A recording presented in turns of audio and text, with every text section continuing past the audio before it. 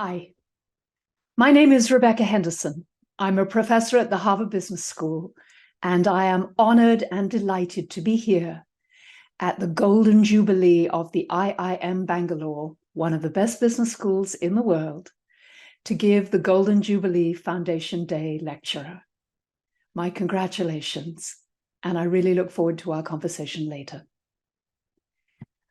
I'm here to talk about a small topic: reimagining capitalism. It's a huge topic, and I have half an hour. So I'm going to focus on one particular aspect. I'm going to focus on the problem of climate change.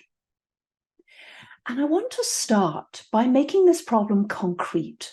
Often we just think, oh yeah, climate change is going to happen, it's bad, we should do something about it. But I want to talk very concretely about the physical risks inherent in climate change and the risks that they create for our society and our economy. To be precise, I want to talk about Florida's upcoming bankruptcy. These slides are courtesy of an outfit called probablefutures.org, which is run by my friend and colleague Spencer Glendon, who is amazing. And they draw on science from the Woods Hole Institute and some of the leading climate scientists in the world. And they are startling. So here's how an economy is supposed to work. People settle in an attractive location, they build a community and a government. Government and developers borrow money to build, people migrate. Immigrants take long-term mortgages to buy homes. Governments and developers repay investors with sales, fees, and taxes. These are the markets that hold Florida together. There has to be home insurance, or no one gets a mortgage. In the US, there has to be Fannie Mae and Freddie Mac, the government agencies that back up Floridian house mortgages. There must be rating agencies that endorse municipal bonds. There must be people. They have to keep moving to Florida. And there are investors who need to keep lending to cities and to citizens. Let me tell you a few facts about Florida. The Floridan Peninsula is built on porous limestone. Recent development in the state has been almost entirely coastal. Municipalities and cities depend on property tax revenue. There is no income tax. Florida's infrastructure is very new. Maintenance is not in budgets. Warmer ocean water is powering bigger rainfall and fiercer storms. A higher ocean is pushing into Floridian land, aquifers, and sewers, and Florida's weather is getting hotter and more humid. Here are some things that have already happened in Florida. The catastrophe bond markets have largely dried up. Big insurers are pulling out, and small ones are liquidating. Reinsurers such as Swiss Re and Munich Re have pulled out. In response, Florida's government has created its own home insurance company. Meanwhile, banks are offloading Floridian loans to Fannie Mae and Freddie Mac, and sunny day flooding, salty land, bigger storms, and so on are increasingly common. So to recap, Florida faces higher operating costs. Few municipal budgets include maintenance, let alone replacement costs. Capital providers are starting to pull back.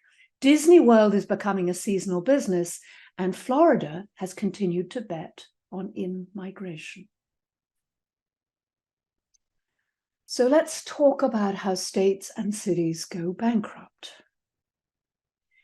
Aging or failing infrastructure and social programs require more money. Governments increase tax rate and fees. People leave. The rich leave first. In-migration slows or stops. Property prices stop rising and begin to fall. Government revenues fall. And yes, cities and states go bankrupt. The reason I'm telling you this story is it's not just about Florida, it's about civilization. Homo sapiens, like you and I, first emerged around 200,000 years ago. But the first known human settlements are only about 10,000 years ago. And our financial and economic markets are, as you know, very recent, with the fundamental legislation that supports the modern corporation only beginning to emerge within the last couple of 100 years. So why didn't humans settle before about 10,000 years ago? They didn't settle because the temperature was too variable. The temperature kept swinging, and so humans kept moving in search of the game and plants on which they relied. Humans settled about 10,000 years ago because the temperature stabilized. A stable climate allowed for stable communities. Stable communities led to stable cultures. Stable cultures gave us governments, who gave us infrastructure, which led to the development of industry, which ultimately led to the emergence of the sophisticated finance markets we know today. The climate of civilization was perfect for humans. Large expanses of temperate land, stable seasonal patterns, nowhere was too hot for the human body.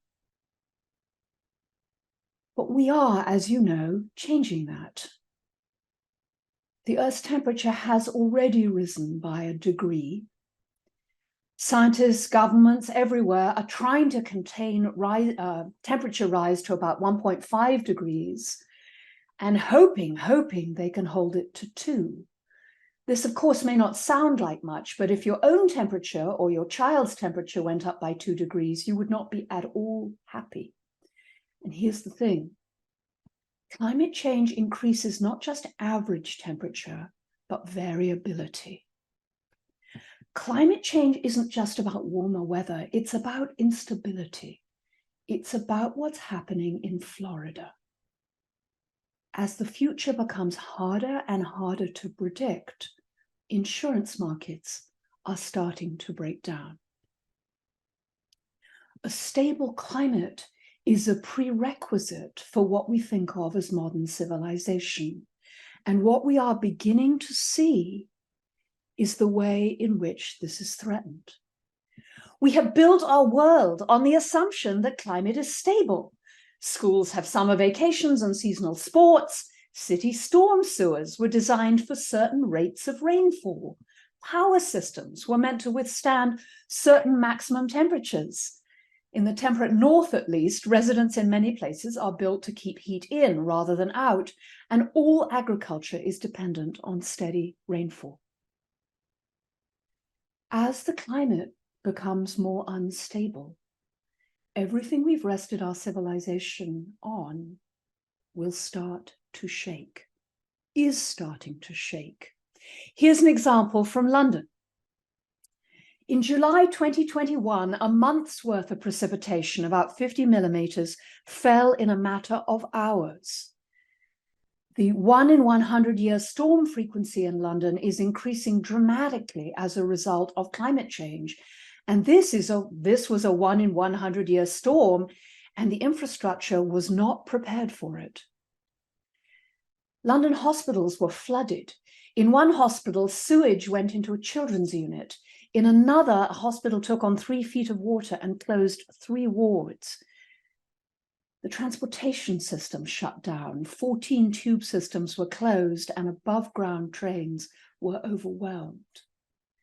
The flood exacerbates the existing housing crisis. The mayor called a shortage of homes the biggest threat facing London, one of the world's most expensive places to live. He says the city needs at least 66,000 new homes annually for the next 2 decades. But if they don't fix the storm sewers, they'll be losing houses, not adding. Here's what our world looks like today. 100 years ago, you wouldn't have seen any color on this map at all. The color shows you the number of days on average above 28 degrees C wet bulb temperature. Wet bulb means 100% humidity. And the reason I'm showing you 28 degrees wet bulb is that in these conditions, it is dangerous to human health, risk of death, to be outside for any significant period of time. These conditions are already holding for an uncomfortable period of time in many parts of the world. You'll see that in the southern US, this condition is we're already starting to see it between 1 and 3 days of the world. In parts of equatorial Africa, South America, Asia, and Australia, we're seeing these conditions for as many as more than a month in a year. What do we expect to happen? Well, as I said, the world's governments are working hard to try and hold the temperature rise to 1.5. But you'll see, even at 1.5, this is not a pretty picture. And the expectation is that we will see hundreds of millions of migrants migrating north. If, and let us hope very much this doesn't happen, but it seems entirely plausible, we get to 2 degrees, things look even worse. Look, much of the eastern United States gets significantly heated. And in parts of the Far East, and alas, in India, the number of days a year when dangerous conditions to be outside prevails starts to rise very significantly. If we go to 2.5 degrees, or God forbid, 3 degrees, we're looking at catastrophic conditions in many parts of the world. We must not get here. If you're thinking to yourself, well, at least, Europe and the US look okay. This is a map of days above 32 degrees, not wet bulb, which is why you're seeing so many more days and so much more of the world affected. So this is not at 100% humidity. This is days we can expect to see above 90 degrees. But above 32 degrees wet bulb, you die. This is human death. And one of the side effects of climate change, as you know, is greatly increased precipitation. So in these conditions, people will die and crops will fail. This is the likelihood of a year plus extreme drought. And you'll see in most parts of the world at 3 degrees C, the likelihood of a more than year extreme drought in any single year rises to about 30 to 50%. Agriculture would arguably collapse. So, let me ask you this question. How does thinking about this make you feel?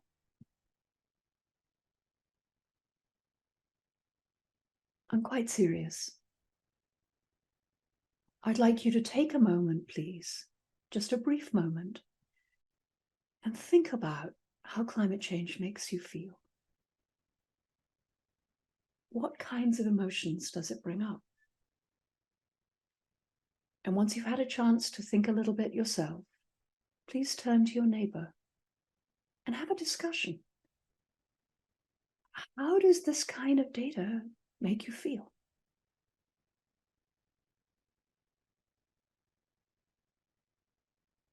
If I were with you in person, I'd turn to you and I'd say, well, give me a single word for how you feel.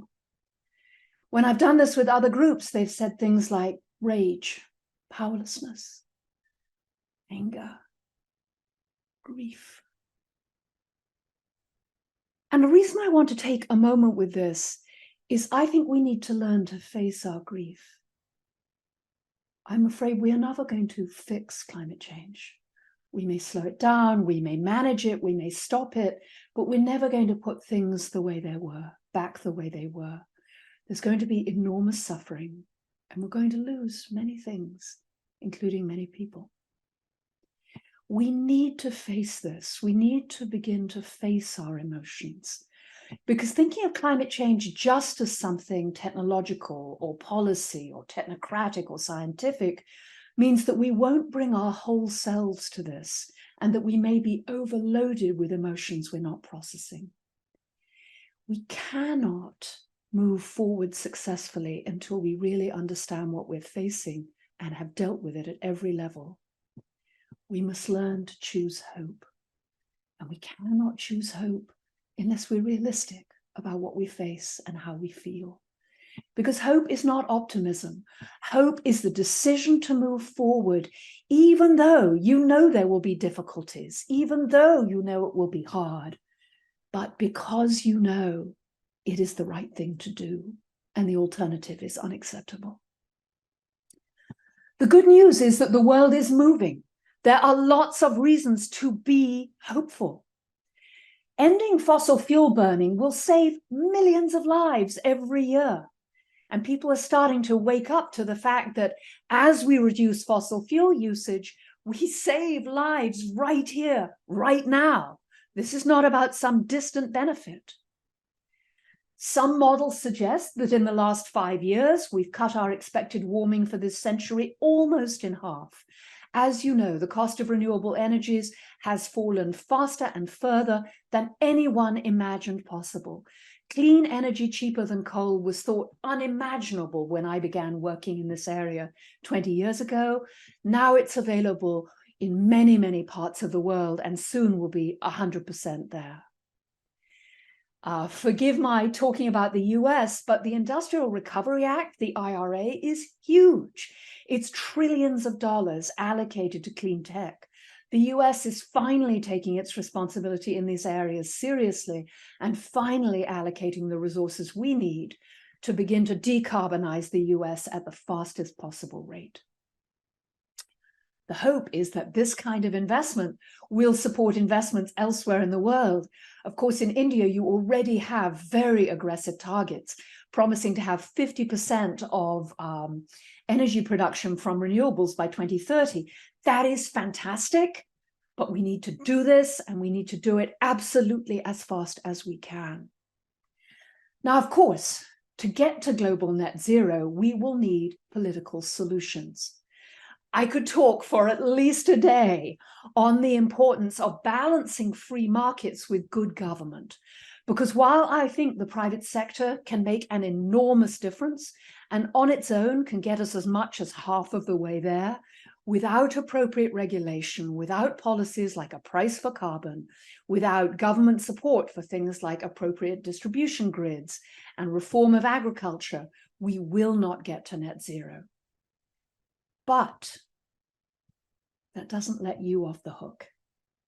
It doesn't let us as management scholars or as management leaders or as business owners off the hook. The private sector is the most powerful institution in the world. Only the private sector has the capacity to make this change happen. You matter. So here's what you need to do. You need to practice joy. You need to find your center and think about what really matters to you and move from there. Well, how do you practice joy? Here are some ideas. Take a walk in nature, hold a child, dance, listen to music. You know what makes you feel centered and whole and focused on your deepest values. That's the place you need to be moving from, because the other thing you need to do is reimagine capitalism. Not a problem. How do we do that? Well, we need to lead from purpose. We need to make profit a means to an end, not an end in itself. Profit was always a marker. The goal of business is not generating profit. The goal of business is building a thriving and healthy society. We need to lead from that purpose and make profit a means to an end, not an end in itself. I have more than 20 years' experience on major corporate boards. I understand that profit is necessary, But breathing is necessary, and the purpose of life is not breathing. The purpose of business is building the world we want for our children and ourselves. There's lots of evidence to suggest that adopting an authentic purpose can significantly increase performance. This is from one of my own papers. I reviewed thousands of studies of the drivers of alignment, intrinsic motivation, and trust, all of which we know drive productivity and innovation. And you can see it in the data. And perhaps you know this if you worked for a firm that works from purpose, that adopting purpose dramatically increases strategic alignment, the motivation of employees, and the levels of trust in the organization. We know that in the average industry, the 10% most productive firms are more than twice as productive as the least 10% productive firms. I spent 20 years in windowless conference rooms trying to make this result go away with other economists. We could not do it. It's driven by differences in managerial practices, things like high levels of communication, the delegation of power, the willingness to take initiative, all of which are reliant on high levels of alignment, intrinsic motivation, and trust. So you can adopt a purpose motivation and not leave any profit on the floor. We need to create shared value. What does that mean? That means we need to not only make money, because I understand making money is really important, but we need to address public problems at the same time. Nearly every firm already does this. Creating great jobs is already addressing a public issue, but we need to step it up. And in particular, we need to address the twin problems of climate change and accelerating ecosystem devastation. We can do that. Decarbonizing the world's economy is potentially a huge opportunity. There are at least 5 business models that allow business to reduce fossil fuel usage and still make money. At HBS, we have over 300 cases in this space, detailing how firms have grown their business, entered new markets, improved their brands, and made money while doing so. We know that sustainability really matters to employees, that students are increasingly looking to work for a firm that aligns with their values. We know that moving in this direction reduces risk. The Spanish firm Iberdrola moved to embrace renewables years ahead of most of their major European rivals and reaped the rewards when the Europeans shifted the regulatory regime such that renewables was the most profitable thing to have. We know that you can cut costs. Walmart, the largest firm in the world, took $1 billion to the bottom line simply by improving the fuel efficiency of their delivery trucks. They have reduced fossil fuel usage at Walmart by nearly 30% in just 5 years. And you know, this is a firm where everything has to make money. So there is money to be made here. You can build your brand. We know that very few consumers will switch to a sustainable product simply for sustainability, except Tesla buyers and people like that. But many, many consumers will switch if you offer them a product that's just as good and also has a real benefit for the environment. You can create entirely new businesses. This is SK's battery plant in the southern US. SK, a chemicals conglomerate, the CEO knows that the whole company has to transition and has committed to make the organization a leader in the field of clean energy. Indeed, I understand that the expectation is that in India, the renewable energy, clean energy space will be worth as much as $80 billion a year in a very short time. Agriculture.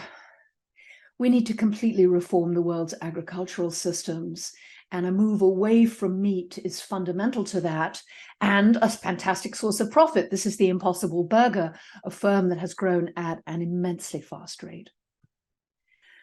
So we need to create shared values. Individual firms can make a significant difference. A firm acting on its own demonstrates a business case, drives a technology down the learning curve, can change consumer taste, change what employees believe is possible, and lay the basis for smart regulation on the part of government. Acting alone is incredibly important. It's, of course, not enough. Firms must also learn to cooperate. We must learn to cooperate. Because while there are business cases for individual firms to move, as I said, they seem to only get you about 30 to 40% of the way there. To get further, we need to learn to act together. Here are some of my favorite examples of that happening. The Mission Possible Partnership, for example, is a partnership, is an NGO umbrella organization overseeing partnerships within industries like cement and steel. In the steel and cement industries, the major firms are getting together and saying, okay, we have to generate a low carbon process, a zero carbon process for making cement and steel, two of the dirtiest industries on the planet. And they're working together because they know that they can together make this happen. And if they share the costs, no one's at a competitive disadvantage. Everyone reaps the benefit. In apparel, one of the dirtiest industries on the planet, the major textile producers and buyers are getting together to try and reduce the amount of water and energy used in the production of textiles, as well as to improve conditions in the supply chain. So cooperation is key. We need to rewire finance and accounting.